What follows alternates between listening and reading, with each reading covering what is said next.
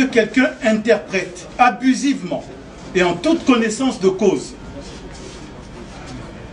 une disposition de droit, en sachant que ça peut prêter à trouble et à mort d'homme, demain, que ses partisans ne se plaignent pas que l'on déclenche à son encontre une procédure de haute trahison devant les juridictions nationales.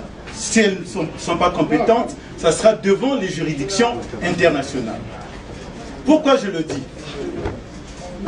Le président de la République, qui a de bons conseillers, sait très bien que lorsqu'il pose à la Cour constitutionnelle la question de savoir, sur base de l'article 110,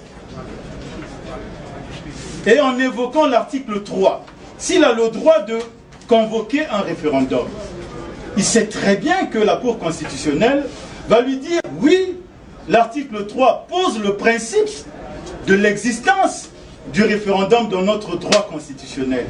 L'article 10 pose les gens qui peuvent recourir 110 au référendum.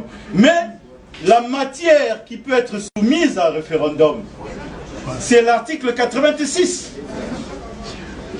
Alors le président de la République demande, est-ce que le référendum est possible? On dit oui. Est-ce que moi je suis habilité à convoquer un référendum? Oui. Alors il l'utilise pour changer la Constitution, en sachant très bien que la matière susceptible d'être soumise au référendum est bien délimitée par l'article 86.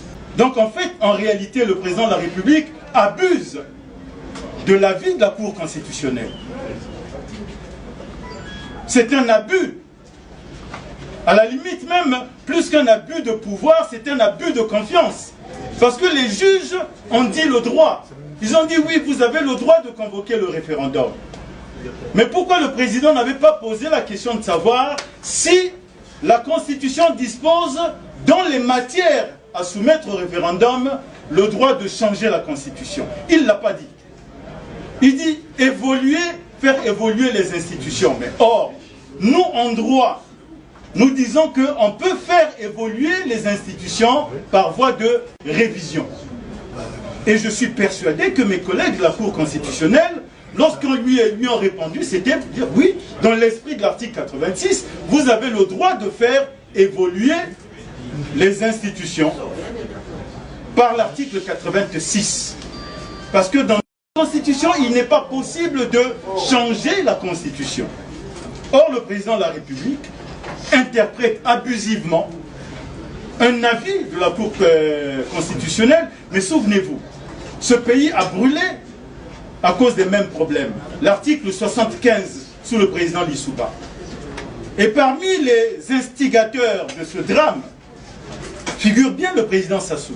Donc lorsque le président Sassou interprète abusivement un avis de la Cour constitutionnelle, en sachant que précédemment le pays avait brûlé pour les mêmes causes, vous comprenez pourquoi dans notre conférence de presse, nous avons conclu de ce que, tôt ou tard, l'acte qu'il vient de poser va le conduire devant la mise en accusation pour haute trahison. Et si les gens sont trop lâches pour juger, alors c'est ce pays qui va s'en saisir. J'insiste pour dire que lorsque la Constitution est violée, les démocrates ne doivent pas l'accepter.